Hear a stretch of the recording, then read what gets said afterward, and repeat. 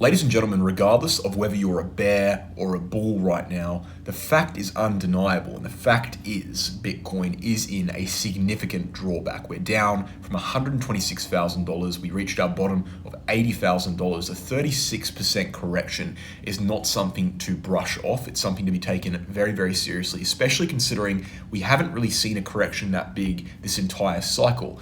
Even our big drop here in March 2024 all the way through to August was only 33%. Our second biggest drop back here just recently, January 2025, close to a year ago, to later in that year, April 2025, was a 32% correction. This is 36%. This is biggest we've ever seen. It's to be taken seriously. Whether you think it's a bull market still or a bear market, it's kind of irrelevant. We need to get back in the clear because currently we are not. We have about a 50-50 split in my audience right now. 50% of you guys think we're in a bear market. 50% of you guys think we're still in a bull market. I lean towards thinking we're in a bear market. I've thought that to be the case, or I've suspected that to be the case, starting at around $120,000 and progressively getting stronger and stronger in that belief as we dropped lower and lower. And I think that, it's not just Bitcoin, actually. It's also the altcoin market. We look at Ethereum, for example, and we see that, again, reminding you, Bitcoin down 36%. Ethereum is down significantly more. It's down 47%. And Ethereum underperforming against Bitcoin is one of the telltale signs of the end of the bull market, the start of the bear market, because people generally flock into Bitcoin for safety during these macro bearish market environments. This was not the case throughout most of 2025, by the way. Throughout most of 2025, we saw Ethereum outperforming Bitcoin by a factor of about 3x. We saw an 80% rise on Bitcoin, more or less, and a 260% rise on Ethereum. So things are not looking good right now. And yeah, look, you can debate about how bad it looks, whether it's just a correction, a big correction, or whether it's a bear market. But the fact of the matter is things don't look particularly good. And we need to get back in the clear in order to see some upside price action. The question is, what constitutes getting back in the clear? What needs to happen on the Bitcoin chart and on the Ethereum chart for things to look good again? I'm leaning macro bearish. I probably think we're in a bear market at this point. My most conservative read of the situation is I'm exceptionally cautious and I'm slightly pessimistic, but I understand we need to look at both sides of the story and we need to look at the upside levels to prove me wrong. When will we be back in the clear? That's the question for Bitcoin. That's the question for Ethereum. I'll try and answer it as best as I can today. Guys, everyone who's involved in cryptocurrency needs a place to buy and sell. You need a good place to buy and sell, not just any place, but a good place, because exchanges get hacked all the time. They have security breaches all the time. It's not uncommon for them to mismanage customer funds, as we saw with FTX. Bitunix has never done that. Bitunix has been on the market since 2021. That's 4 years on the market. It's been through 2 bull markets and 1 bear market. It's very reputable, very reliable, never been hacked before. It's also global, so you won't have any issues signing up regardless of where you are from. All of these reasons come together to form why I talk about it on the YouTube channel. I also use it personally. I used it personally before I advertise it. This is my main exchange that I use for my trades. I suggest you get on it with my link down below. You'll get a 15% lifetime trading fee discount, and you'll also help out the channel a bunch by using that link. So get that discount below, get access to a good exchange. It's all down there. Appreciate it, guys. Let's get into the content. The very straightforward idea of what the bearish argument right now is we have seen a rejection from a critical level, just one of many. Here's one of many critical levels we've seen a rejection from. A line that goes back to 2017, a linear line, easy to follow. We touched it in 2021. We touched it on 3 occasions before crashing downwards 37%, the biggest correction we have seen in the entire cycle since 2022. And we are now continuing to free fall and break below critical levels. This rejection didn't happen at any random time. It happened at a very cyclically important time. If we take a look at our 4-year cycle chart, a chart that I've discussed on this YouTube channel since 2021, since my very first video on this YouTube channel, I've brought up this chart I'm going to show you. It's a day range trend. We know what the 4-year cycle is by this point. If you don't, it's a day range trend on Bitcoin. It's comprised of many micro trends. You can see them on the left-hand side of the screen. And it essentially suggests that we topped out in October 2025, and it suggests that we should bottom out in October 2026. Now, the 4-year cycle is not infallible, but it has not broken yet, and it has existed for over a decade, since 2012 on Bitcoin. So the basic bearish argument right now is that we've seen a rejection from a critical resistance level during the time period the 4-year cycle expected the top to be in. That's a very convincing argument, and it will take quite a lot for me to be convinced that that argument is wrong. Now, this is the topic of the video basically. What will it take for me to be convinced that that argument is wrong? And furthermore, what will it take for me to be at least slightly convinced that we could go upwards a little bit higher? All right, this is what we're going to get into. Now, the very easy answer to this question is simply Bitcoin needs to break its all-time high. If it breaks its all-time high, say in January 2025, that will be a break of the 4-year cycle date range trend, and that means that Bitcoin can basically do anything. It is untethered from the date range trends, which have comprised its price action since 2012. It can do whatever it wants at that point, and it will probably go much, much, much higher, because in doing so, there would have to be macroeconomic factors that would favor Bitcoin going much, much, much higher. But that's a bit of a lazy answer. I think you guys already kind of knew that. I think what we're really asking here is, what does Bitcoin need to conquer on a medium-term level to have a glimmer of hope again? And this needs to come via structure. There's no specific price I can give you. There is kind of a vague price region, but it's not really about price. It's more about structure, right? The reason why Bitcoin is in a bad position right now is structural. It's cyclically relevant, right? We've seen the cyclical date range top in October 2025. That's what the cycle expected.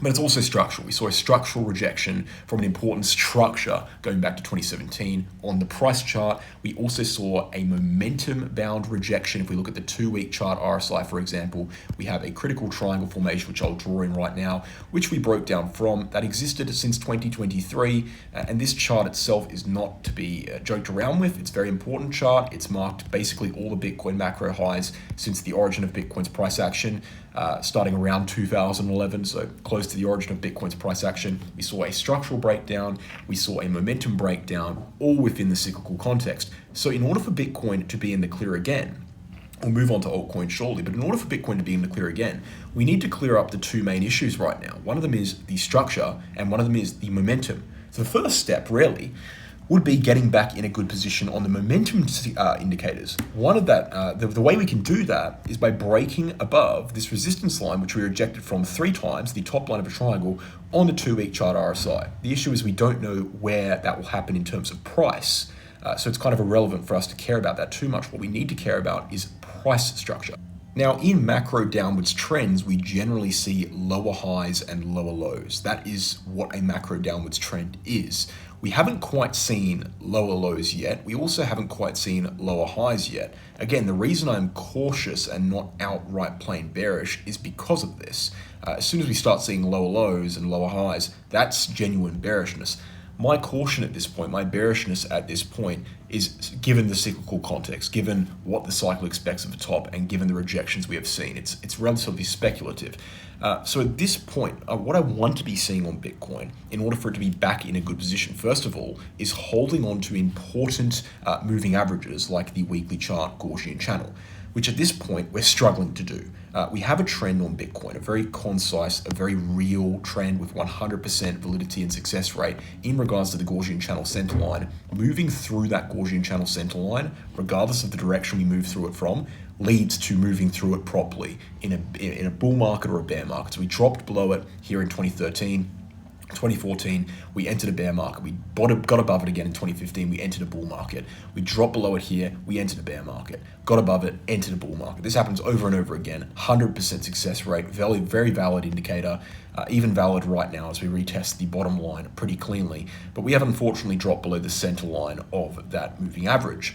And so we're not in a good position there. And so the first step to getting back into a good position for Bitcoin, or a decent position for Bitcoin, is getting back above that center line. But if we look at 2021, we can see we chopped around that center line over and over again, and it kind of meant nothing. We still went downwards. So maybe we need a little bit more than that. Well, then we can look at what is the most important macro level above the Gaussian channel center line. And all we need to do to understand what that is bring up the visible range volume profile, and take a look at the price action here on the weekly chart, of a daily chart, doesn't really matter. The fact of the matter is we have the POC. on Bitcoin's visible range volume profile, looking backwards 1 year to November 2024, that POC is sitting at around $96,000. And if we look at the daily chart, that $96,000 region sits at a very critical point. Okay, it's not just a random level. It's basically the dividing line, the line in the sand between bullishness and bearishness on a micro level within this price range. Let me find the pen here. Here's the brush. There's kind of the price range that divides this structure, right? The line in the sand. When we're above it, we're attacking all-time highs. When we're below it, we're in a sharp correction, threatening to break downwards. Attacking all-time highs, sharp correction, threatening to break downwards. This region between roughly, let's say $88,000 and about $96,000 is kind of the important medium-term level for Bitcoin. It's the neckline for Bitcoin. It's the most important level above the center line of the Gaussian channel, which is moving. It's a stationary level, and it has acted as the neckline for over a year. In my view, if Bitcoin got back above $96,000, that wouldn't be an all clear that we're in a bull market again by any means, but it would be a good step in the right direction, and it would calm down a little bit of the over-enthusiastically bearish claims, okay? I still wouldn't be bullish, I still wouldn't be buying, I'd still remain cautious. As I said, I'd basically remain cautious until we broke all-time highs again, given the cyclical context, but it would be a good step in the right direction on a medium term. Roughly 96,000, maybe 98,000. It's kind of hard to exactly pinpoint it. Somewhere in that region, there is a neckline. I think it's clearly identifiable, and I think it definitely needs to be conquered again. Right now, we threaten to see a resistance support flip from that neckline and go downwards below the Gaussian. That is the threat right now. So although I can give a slightly satisfying answer on Bitcoin, I can look at that rough $96,000 to $98,000 region as the important medium-term level. On the macro, I'm looking at all-time highs, quite frankly, until I'm fully macro bullish again, because I believe the cycle needs to be taken very seriously. But at least I can give you an important medium-term level. I can't give you such a level on Ethereum, because unfortunately, Ethereum is only worth touching when it is outperforming Bitcoin. And at this point, as we established in the introduction, it is not outperforming Bitcoin. Bitcoin's down 37%, Ethereum's down 47%.